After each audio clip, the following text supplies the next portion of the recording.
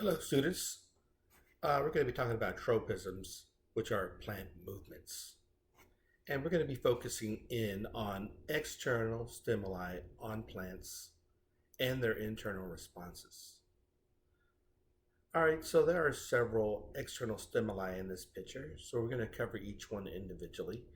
Let's first begin with the sun. The sun, or a light bulb, would simulate radiant energy. And when a plant grows towards the sun, here's a picture of a pot that has fallen down and broken, and the plant is now trying to continue to survive. And what will happen is the plant will follow the sunlight or follow the light source. And we call this type of plant movement, we call it phototropism. Reason that I put a photo right there in the sun.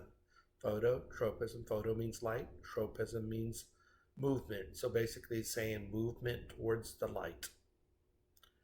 Okay, another one, and we'll stick to this side of the picture, is hydrotropism.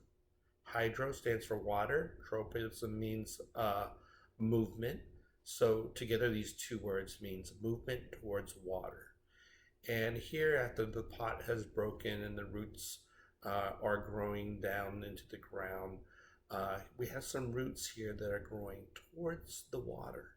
So this movement of the roots growing towards the water would be called hydrotropism. Plants need water. Plants will do everything they can to find water. Working our way to the side, here is geotropism. Geo stands for earth. Tropism stands for movement, so it's movement towards the earth. And we're actually talking about gravity. So as the pot that is broken breaks open, the roots begin to grow down towards the gravity. Here's a big G here to remind you that this is gravity. And by the way, over here, did anybody notice the H over here for hydrotropism in the water? Okay, we're almost done with this lesson. Now let's talk about thigmotropism. Thigmo means to touch. Tropism means to move. So this is movement by touching. And so here we see a pole, and we see a plant that is touching the pole. And as it's touching the pole, it is wrapping around the pole. We call this type of movement thigmotropism. So the external stimuli would be the pole that's in the outside, and the internal response of the plant is that it's going to wrap itself around the pole. Back to geotropism.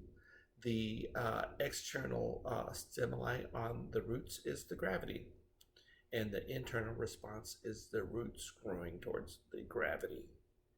And on the hydrotropism, the external stimuli is the water, and the internal response is the plant's roots growing towards the water. And on phototropism, the external stimuli is the sun, and the internal response of the plant is to grow towards the sun.